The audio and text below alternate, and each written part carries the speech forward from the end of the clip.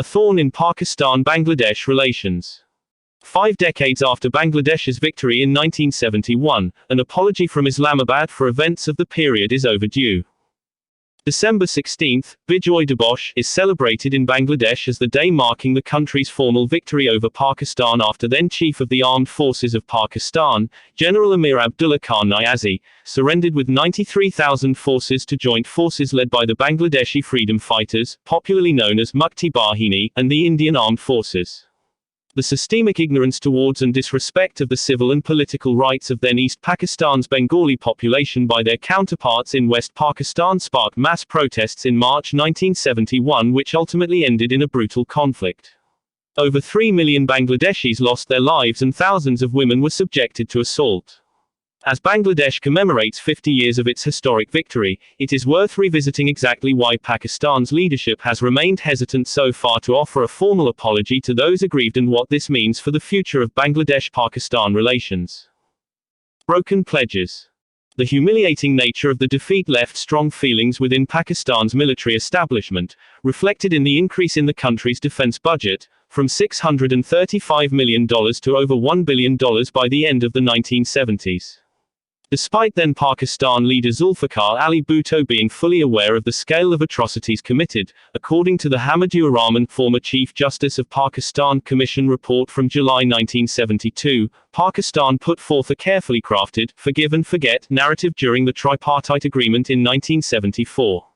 This was the first instance when Islamabad came close to acknowledging excesses committed by some of its armed forces and promised to hold them accountable at war crime tribunals that led to Bangladesh handing over hundreds of prisoners of war as a reconciliatory measure. 5 decades later, however, none has been brought to book. During the state visit of former Pakistan President Pervez Musharraf to Bangladesh in 2002, he expressed regret for the death en masse in 1971 while visiting a national war memorial but fell short of the formal apology that Bangladesh has been seeking. Despite acknowledging a susceptibility to official state propaganda that branded Bengali demonstrators of the 1970s as terrorists, militants, insurgents, or Indian-backed fighters, in his autobiography from 2011, Pakistan's Prime Minister Imran Khan has toed the official state narrative on the issue. Pakistan has attempted to gesticulate its intent to strengthen diplomatic relations and economic ties with Bangladesh in recent years without necessarily making the concerted efforts needed for reconciliation. Largely perceived to be under control of the armed forces, Pakistan's official position and narrative on the events of 1971 are a fair distance from case studies elsewhere.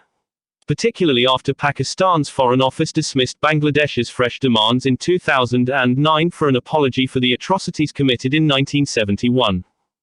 Unwise moves. Opposed to Bangladesh's independence, the Jamaat-e-Islami and its student wing, Islami Chhatro Sangha, along with splinter groups such as the Razakar, al-Badr, and al-Shams were among the local outfits that aided Pakistan's armed forces.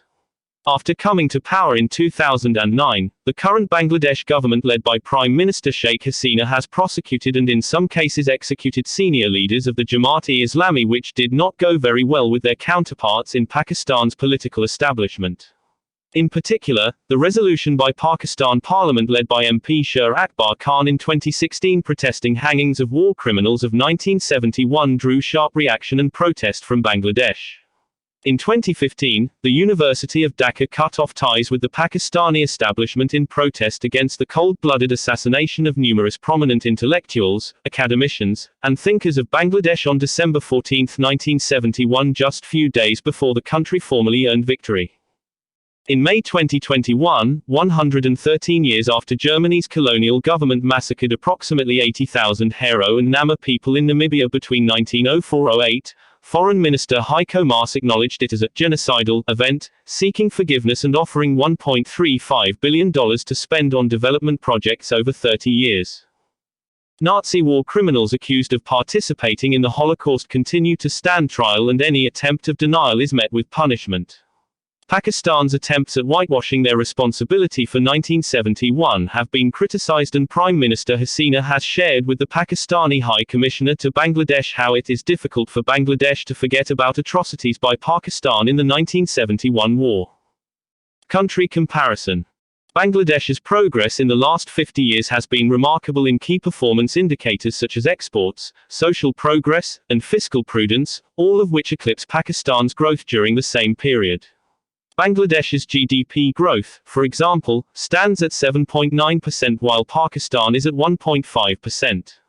Bangladesh's GDP per capita had grown by 9% in 2020, rising to $2,227 while Pakistan remains at $1,543.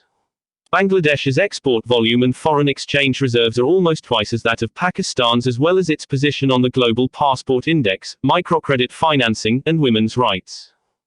In literacy, Pakistan lags behind with 58% to Bangladesh's 75%. In 1971, Pakistan and Bangladesh remained neck and neck on fertility rates, 7 live births per woman. Today, according to the World Bank, Bangladesh's fertility rate stands at 2.01 while Pakistan is at 3.45, indicating the enormous progress the former has made. Safety and security remain pressing concerns as well. Pakistan has lost many civilians to terrorist attacks between 2000 and 2019. Concerns of terrorism, radicalization, and extremism continue to hurt Pakistan's potential and credibility, making it unsafe to travel to, and in many instances unattractive to trade and invest. On the other hand, Bangladesh has been praised for its tough stance against any form of fundamentalism and radicalization and boasts a moderate Muslim majority country with liberal and progressive socio-cultural values. For a new chapter. For Pakistan to bury its past to start a new chapter in its relations with Bangladesh, taking responsibility and ensuring accountability for events of the period is a critical first step.